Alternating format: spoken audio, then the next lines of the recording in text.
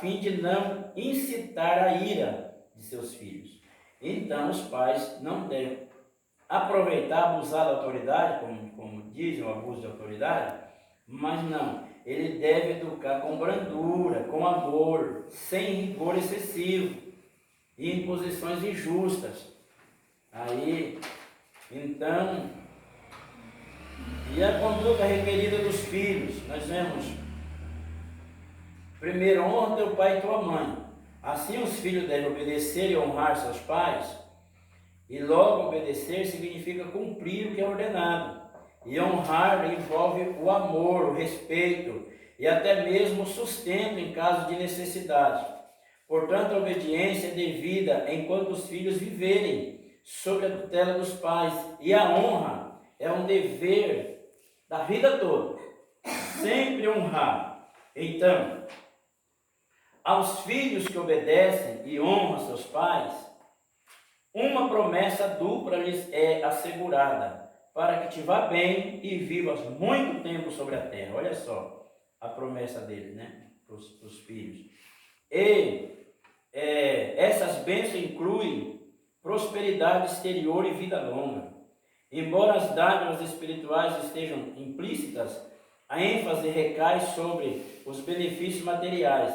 Significa que obedecer e honrar os seus pais e os filhos submetem-se ao arbítrio de Deus, que segundo o seu propósito, o seu projeto, da sua vontade, os recompensa com bênçãos especiais.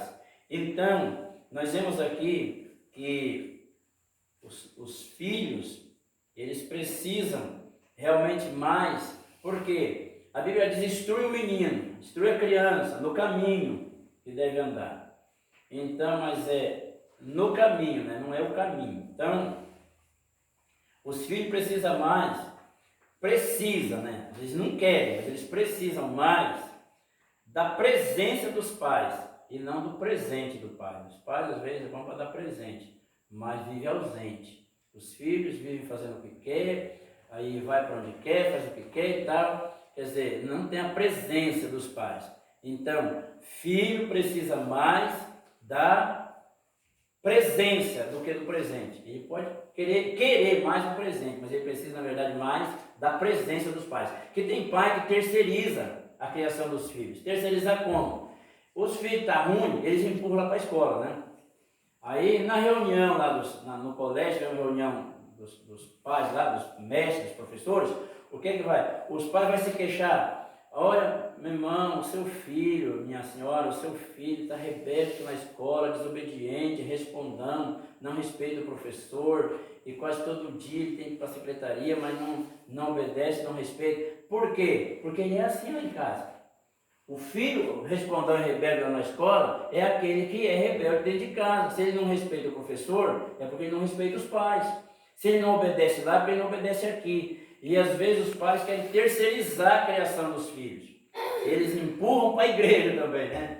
Que a igreja dê conta. Não, a igreja, ela não vai educar o filho como se educa lá em casa. Tem que vir para a igreja educado, porque senão ele vai ouvir a palavra aqui, ele vai voltar bravo para casa. Porque ele é bravo lá na casa, não tem que quebrar logo a crista dele lá, né? Ele já vem de crista baixa para a igreja. Ele olha, não, é verdade mesmo, que o papai falou lá em casa. Olha como é Deus, como a palavra de Deus diz. Então ele já vai daqui já manso, porque ele já veio de lá quebrantado. Então tem que começar, na verdade, nós, os pais, que são responsáveis pela criação dos filhos. E não pode terceirizar. Ensinar a criança, mas tem que ensinar primeiro os olhos da criança. Porque às vezes também, porque o que é ensinar os olhos? É justamente ensinar ela no caminho que deve andar. A criança vai olhar e ver que os pais estão seguindo. Então estamos ensinando primeiro aos olhos. Elas vão ver, não, o papai, a mamãe é crente mesmo. O que eles estão nos ensinando, eu vejo eles fazendo.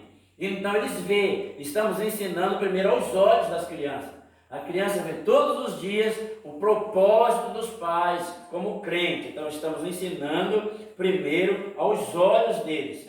Aí depois que eles ensinam aos olhos, aí ensina com palavras, né?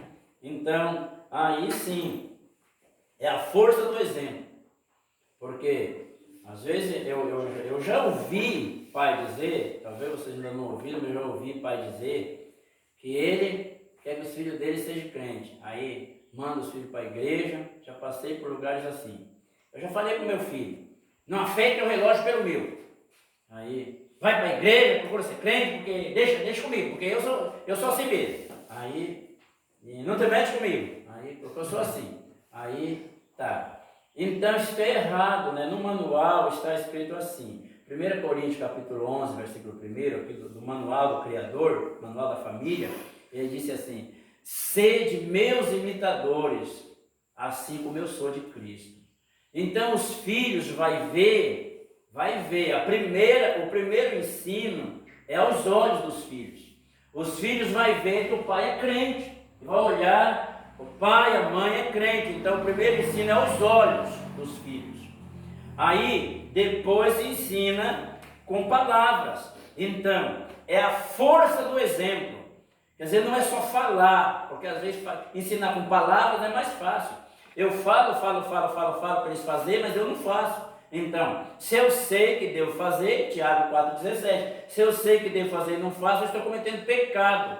Então, eu preciso ensinar primeiro aos olhos deles, eles vão ver como eu faço, aí sim, aí quando eu falar já está mais fácil, porque eles estão, e já foi ensinado aos olhos. É o mesmo caso de pregar, se prega primeiro aos olhos do mundo, para depois pregar aos ouvidos. Mas nós somos, às vezes, queremos pregar aos ouvidos e não pregamos aos olhos. Falamos, mas quando saímos daqui, vamos dar mau exemplo lá fora. Eles vão ver que aquilo que nós falamos não está resolvendo nada, porque a gente só fala, mas não faz. E a Bíblia diz, assim falai, assim viver.